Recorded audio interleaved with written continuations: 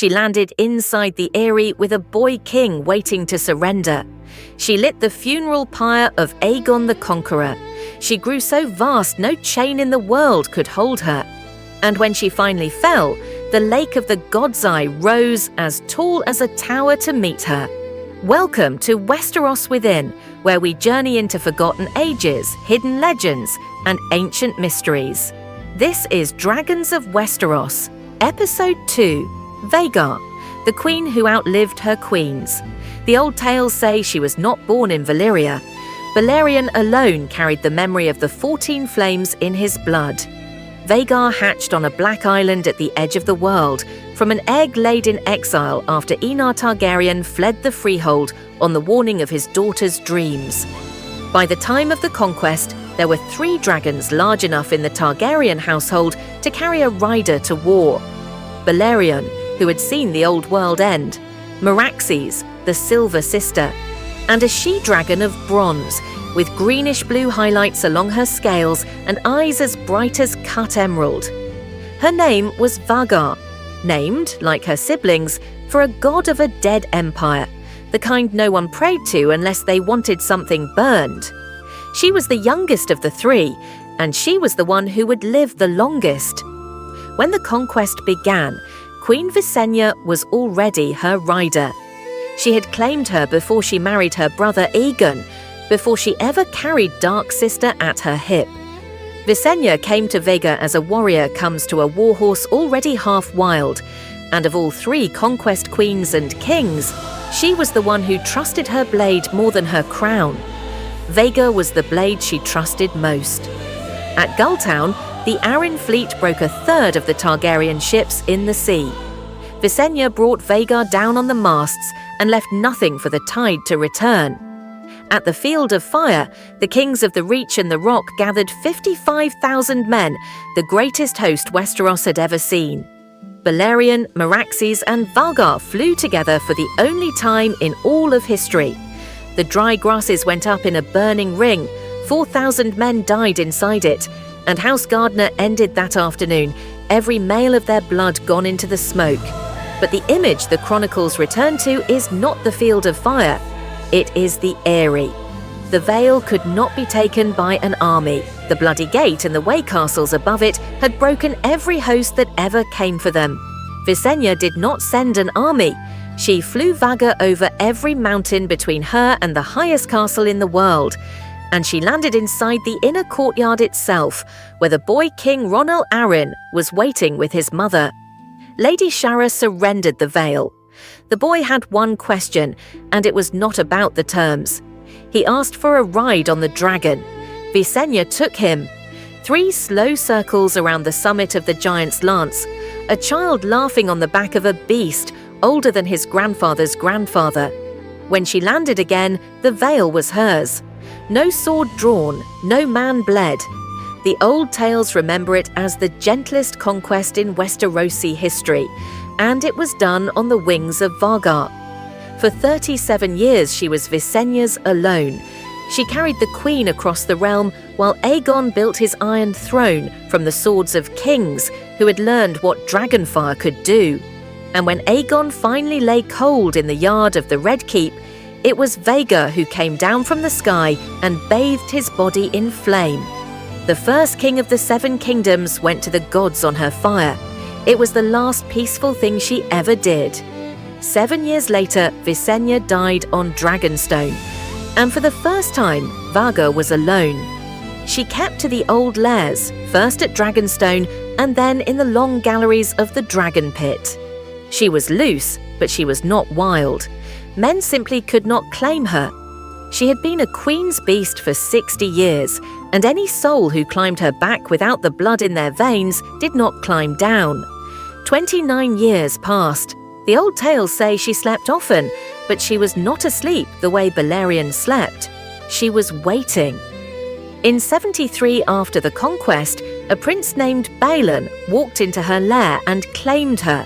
They called him Balon the Brave, second son of Jaehaerys the Conciliator. As a small boy, he had walked up to Velaryon in the Dragon Pit and slapped him on the snout. and Sir Samgood of the Kingsguard had said the child was either brave or mad. He was both.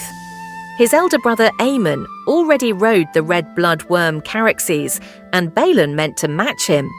The chronicles call Balon the Forgotten Rider, the one most summaries leave out, but Vhagar accepted him. In the Fourth Dornish War, Balon on Vhagar, Aemon on Caraxes, and old Jaehaerys on Vermithor fell upon the Dornish fleet at sea and burned it to the waterline. For half a year afterward, burned men washed up on Cape Wrath. Balon rode her for 28 years. Then he died of a burst belly, and the histories do not dwell on it because a greater death was coming. In 94 after the Conquest, Velaryon the Black Dread lay down in his lair and his ancient heart stopped beating. In that moment, Vhagar became the oldest living dragon in the world, and still she was growing. 14 more riderless years passed, and then a young woman claimed her. Her name was Laena Velaryon, daughter of Corlys the Sea Snake and Princess Rhaenys, the queen who was never queen, wife to Prince Daemon Targaryen. The chronicles remember Laena as a natural rider, one who loved the sky the way other women loved gardens. She and Daemon flew their dragons across the free cities, circling each other over Pentos and Volantis. For 5 years she was happy. In 120 after the Conquest, in Pentos, Laena went into labour. The child was a sickly boy who did not live. Childbed fever took her 3 days later. On the 3rd day, knowing her time had come, she asked to be carried to Vhagar. The old tales say she wanted to die a dragon rider's death, high in the air, with the wind tearing the fever from her. She did not make it. She reached the steps, she crawled, and then her strength was gone, and Daemon lifted her in his arms and carried her back to her bed, where she died with her face turned toward the window. Vhagar never felt her weight again. They brought her body home to Driftmark for the funeral rites, and Vhagar followed across the sea. That is where a boy was waiting. His name was Aemond, second son of King Viserys I, 10 years old. The king had remarked idly that any boy bold enough could claim a riderless dragon. Aemond did not wait for permission.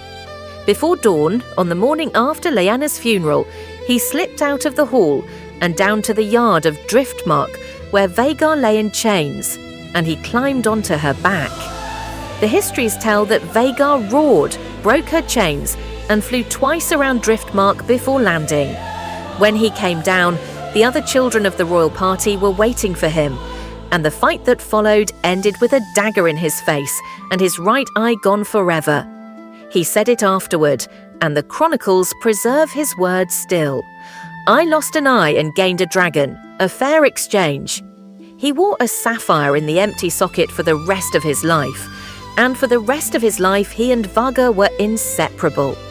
By the time the Dance of the Dragons began, she was as large as Balerion had been, the oldest beast alive, and the last creature in the world who had known the Conquest. The dance was her slaughter.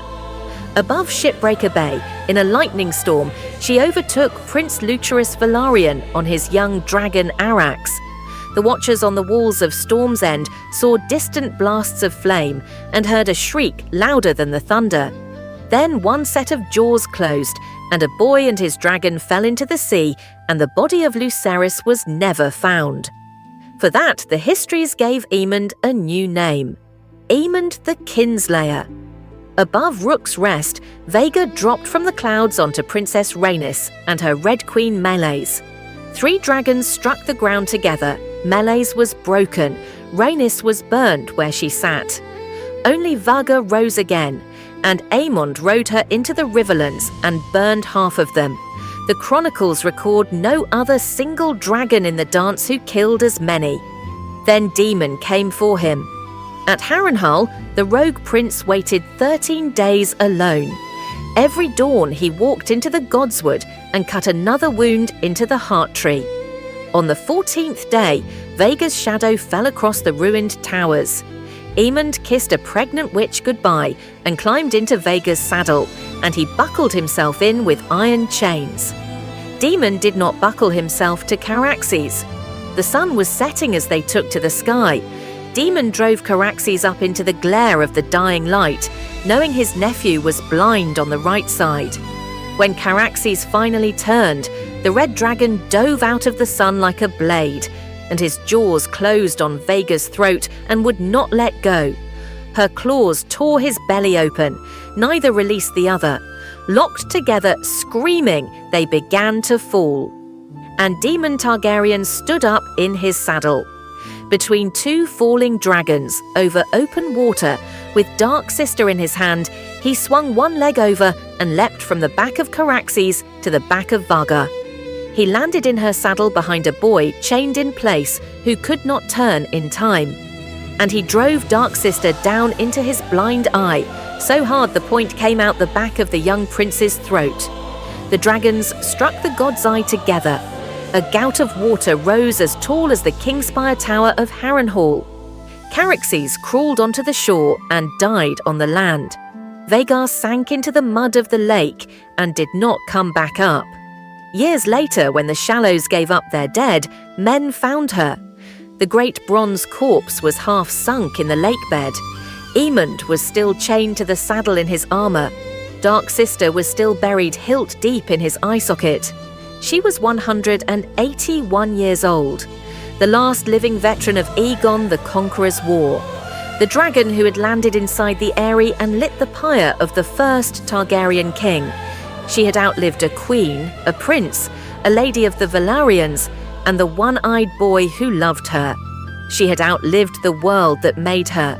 So tell me this, of all her riders, which one do you believe Vhagar loved the most? Visenya, Balon, Laena, or Aemond? Write it in the comments. And if you want more stories from the dragons of Westeros, the ones who rose before our history and the ones who died after, subscribe to Westeros Within and join me for the next chapter. Because next time we follow her silver sister, the dragon with scales like moonlight and eyes of beaten gold, who flew beside Vhagar at the Field of Fire and who carried Rhaenys Targaryen across half a continent. The dragon who fell out of the sky above a Dornish castle with a single scorpion bolt through her eye. The first of the great dragons to die to a mortal weapon. Her name was Meraxes.